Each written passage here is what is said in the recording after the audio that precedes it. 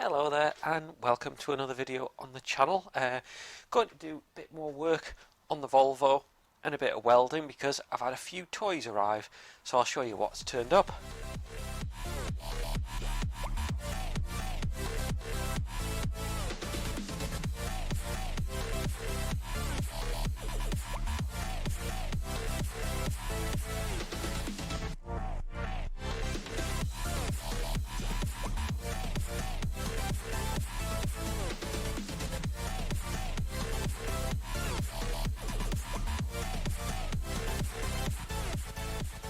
So what's turned up? Well, I decided I needed some more welding supplies because I've been doing quite a bit, and the first thing that ran out was the wire.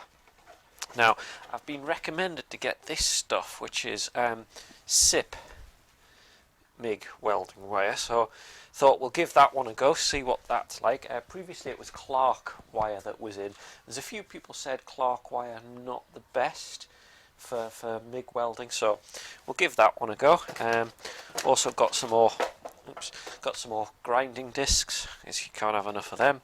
Got some more safety goggles, and also the gas. Now this is the gas I have been using, again Clark, and it's CO2 welding gas, and a lot of people have commented and said that CO2 might not be the best for such thin sheet metal that I've got on the Volvo, and that might be one of the reasons why I'm blasting holes in it.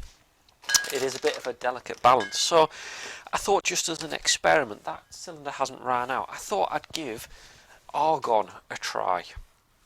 And just see what the differences were, and just try it out really. So what I'm going to do is, there's another, I've got a little bit to finish off on the panels that I welded last time, which I'll show you in a second. I've also got a small piece to fit. It's just at the back of the driver's seat, where there's a little hole gone through. It's a drain hole basically, and it's rusted around, so I was thinking that would be quite a good spot to try just a very simple butt weld to see how the new gas and the wire gets on. So let's give that a try. So this is the previous weld that I did. That's come along quite nicely, I think. I think that's not too bad at all. This one, you can see, needs finishing off, so this is quite tricky because it's on a bit of a curve, and you'll see that I've mainly just spot welded it, so that needs joining back up again. But I'll show you the bit that I was meaning, which should be a fairly simple cut and spot weld. So just going to cut a small square out there. I obviously need to protect these wires a little bit, but yeah, just cut that out, and then we'll try using the new gas and the new wire, see how we get on.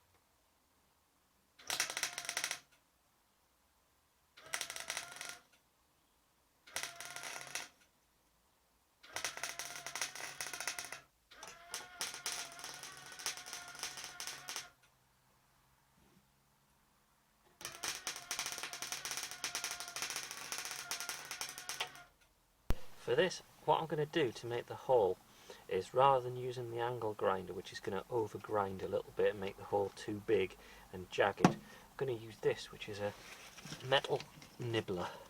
Just attach it to the drill like this.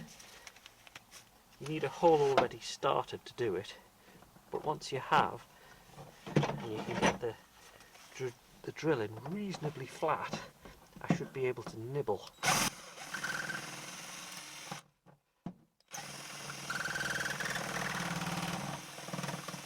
Like this, and cut out the rectangle that I want. And of course, typically I forgot to have the camera on whilst I was doing that, but you can see the basic idea. It's made a reasonably good hole, so what I can now do is just clean back the metal, get a nice clean piece of metal round it, ready for welding. The advantage of this is there's very little spark and things like that associated with the angle grinder, so the only thing that we need to be careful of is the welding sparks itself. So it's taken quite a bit of doing getting the small piece of metal in the right size, and also getting something underneath. So what I've done is I've got a wooden block that I've jacked up against the bottom of the cart, and then you see there's a piece of copper pipe here, which is the first weld that I'm going to do. So let's lay my piece of metal in. I'm just going to do a couple of tack welds just to try and hold it in place, and that should help with the rest of the positioning. Now ideally it could do with being up a little bit more at the back, and actually the alignment of it has really proven to be quite tricky.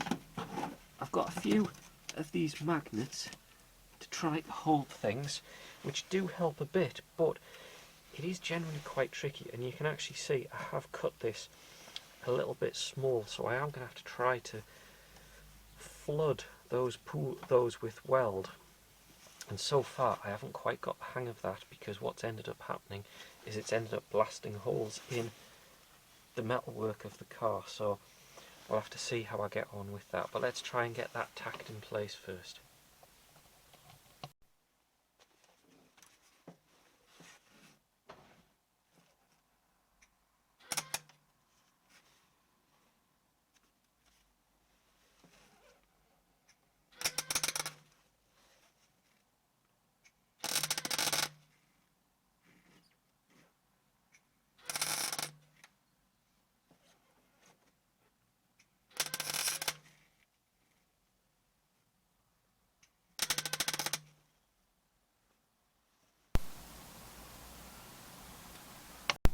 Something else I've been planning on working on is rust converter. Now I've used this stuff, Hammerite Q Rust. That seems to have worked quite well, but it's a small tin and it costs quite a lot. So I thought I'd do a bit of research, and this comes up quite often. Genelite Rust Converter. Works the same as most. You brush it on, and it says wait 15 minutes and the surface should go blue-black. If it doesn't, you reapply after 30 minutes, and apparently it's ready to paint in 3 hours. So what I'm going to do is you put a little bit out into a spare tub, and then you just paint it on. So what I've done is I've brushed some of the surface rust off the top of a few bits of the car, mainly the interior. I just want to coat a few of the bits that are showing up, so it's a white sort of substance, sort of white creamy liquid. I'll get a smaller tub actually, it'll work a bit better.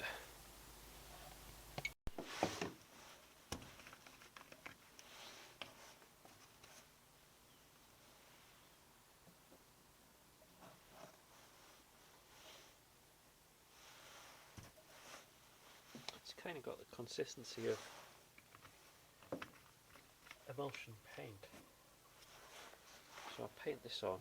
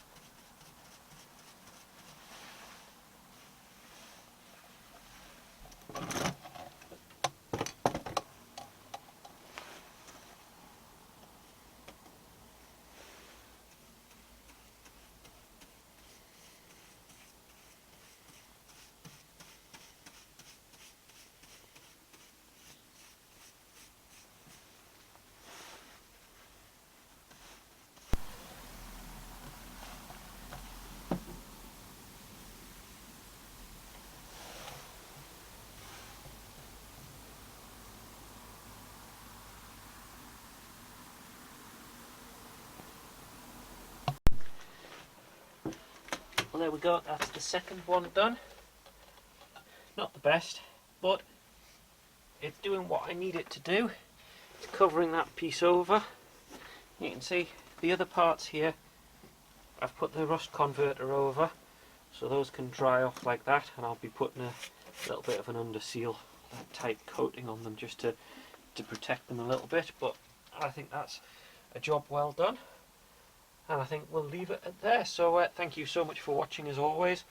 More coming up on the Volvo channel. So the good news is a lot of that key welding is getting done, so we're getting to the end of it, so that's not bad. So please do comment below if you like what you're seeing, and of course remember to subscribe, and I'll see you in the next video.